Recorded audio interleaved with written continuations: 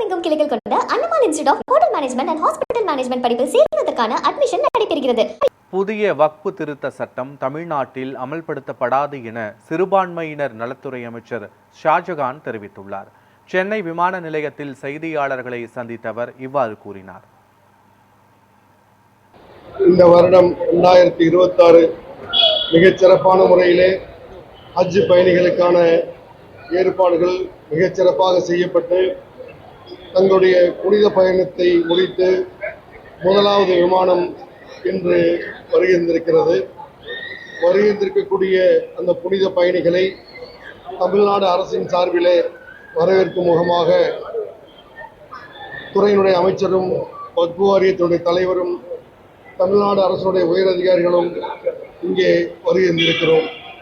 தமிழ்நாடு அரசின் சார்பில் துறையின் சார்பில் அதற்கான மேல்முறையீடு நிச்சயமாக செய்ய இருக்கிறோம். அதேபோல் வக்ஃபு திருத்த சட்டத்தை பொறுத்தவரை தொடர்ச்சியாக இந்த அரசும் அதனுடைய பல சரத்துக்களை எதிர்க்கும் விதமாக தீர்மானங்கள் நிறைவேற்ற இருக்கிறோம்.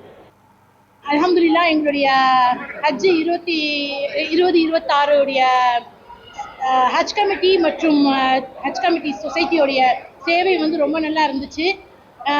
எங்கள் கணவருடைய பேர் பஷீர் அஹ்மத். நாங்கள் புதுக்கோட்டை மாவட்டத்தை சேர்ந்தவங்க. எங்களுக்கு நாங்கள் எப்போ செலக்ட் ஆனோமோ அதுலேருந்து இப்போ இன்னைக்கு நாங்கள் வெளியாகிற வரைக்கும் எங்களுக்கு எல்லா சேவைகளையும் அல்லாஹ்வின் பொறுத்தாக தன்னாளர்கள் வாலண்டியர்ஸை வச்சு எல்லாத்தையும் சிறம்பட செஞ்சாங்க.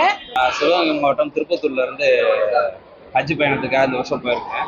ஸோ ஹஜ் பயணம் இந்த வருஷம் நல்லா சிறப்பாக அமைந்தது. தமிழ்நாடு கவர்மெண்ட்டும் ஹஜ் கமிட்டியும் நல்லா ஏற்பாடு பண்ணியிருந்தாங்க. ஸோ இந்த வருஷத்துலேருந்து 20 நாள் பேக்கேஜ் அரேஞ்ச் பண்ணியிருந்தாங்க கவர்மெண்ட்டு. ஸோ அது நல்லா சிறப்பாக அமைந்தது.